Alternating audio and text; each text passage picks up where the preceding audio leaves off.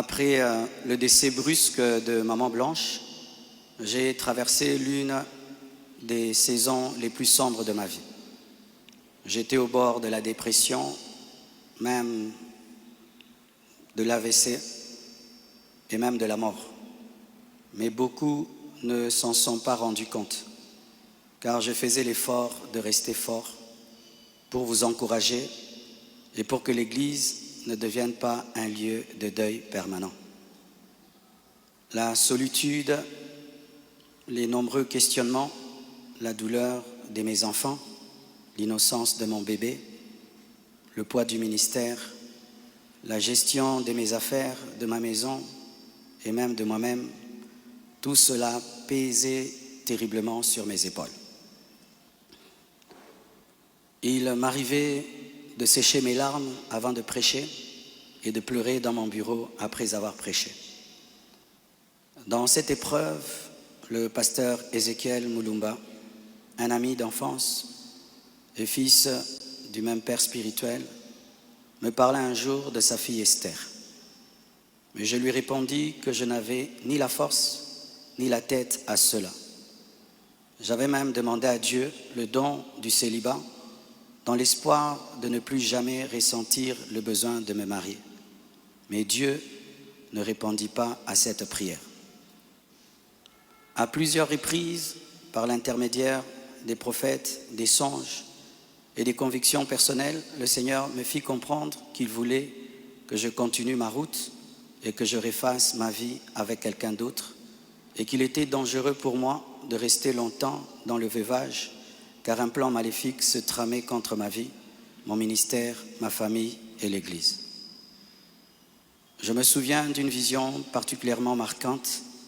J'étais dans une chambre encerclée de très longs serpents aux couleurs magnifiques. Ils faisaient semblant de dormir, attendant que je marche sur l'un d'eux pour m'attaquer. Leur venin était aussi mortel que la beauté de leur couleur. Un seul carré d'1 mètre sur 1 mètre me servait de refuge. La pièce avait une unique fenêtre qui ne pouvait s'ouvrir que de l'extérieur. Et je voyais une servante de Dieu venir ouvrir la fenêtre afin que je puisse m'échapper. Dans cette agonie intérieure, le Seigneur me poussa à recontacter le prophète Ézéchiel qui me donna le numéro d'Esther. Mais au début, elle ne répondait pas. J'en fis part au prophète qui lui transmit alors mon propre numéro. La première chose que je lui avais demandé, c'était de prier pour moi. Ensuite, nous avons commencé à échanger.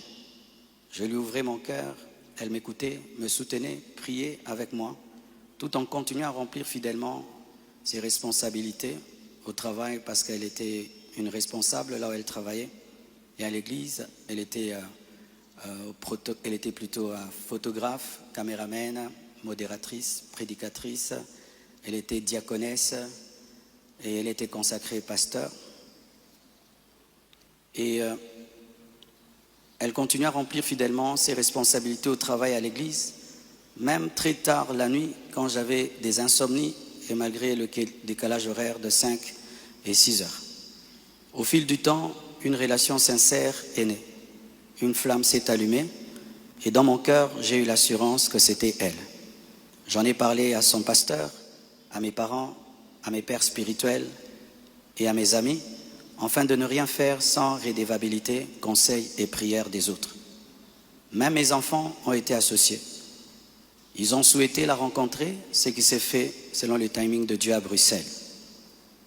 Le Seigneur m'avait parlé d'une période d'1 an. Il ne l'a pas dit qu'à moi, mais à d'autres, y compris certains d'entre vous. Plusieurs ont même reçu des détails précis la concernant, ce qui confirmait ma direction. C'est pourquoi le mariage a été célébré le mercredi 23 juillet en Belgique. J'aurais aimé qu'il ait lieu à Kinshasa, mais cela aurait été trop coûteux et compliqué à organiser. Je comprends que certains aient été surpris ou même blessés par cette démarche qu'ils trouvent très rapide, mais sachez que pour vous, c'est 1 année. Mais moi, j'ai senti que j'ai fait 3 ans, tellement que c'était terrible, mais je ne pouvais pas, sur cette chair, vous relater ma vie.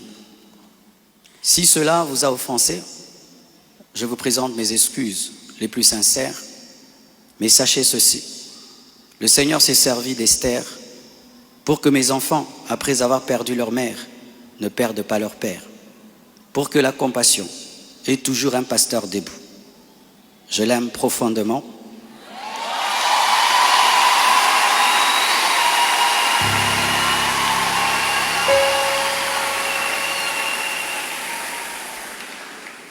Je l'aime profondément. Elle n'est pas venue pour effacer la mémoire de maman Blanche, mais pour continuer l'œuvre, comme Élisée après Élie, avec humilité et soumission à Dieu.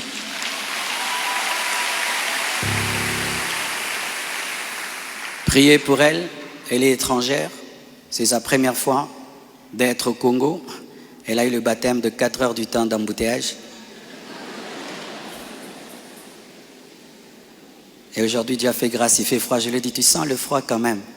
Elle a dit, mais c'est climatisé. Je dis, non, c'est le vent. Priez pour elle, portez-la dans vos cœurs, comme vous m'avez toujours porté dans les vôtres. Demeurez en paix et continuez à prier pour nous, pour toutes ces certaines choses que vous entendez. Je vais clarifier ça progressivement, avec le temps de Dieu, dans l'amour, dans le pardon et dans la sagesse, sans rancune. Et merci de tout cœur et que Dieu vous bénisse abondamment.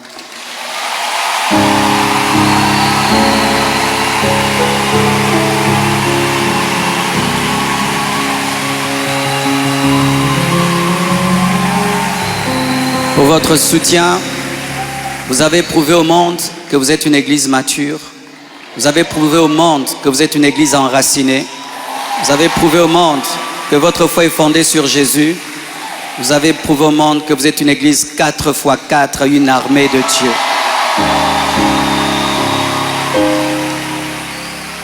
Des fois, j'ai dit à Dieu, tu as beaucoup de serviteurs, pourquoi tout ça c'est moi?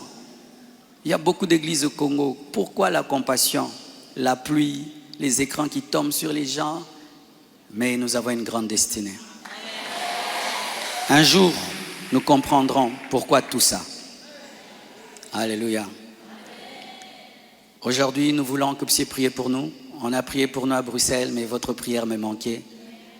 Priez pour nous, s'il vous plaît.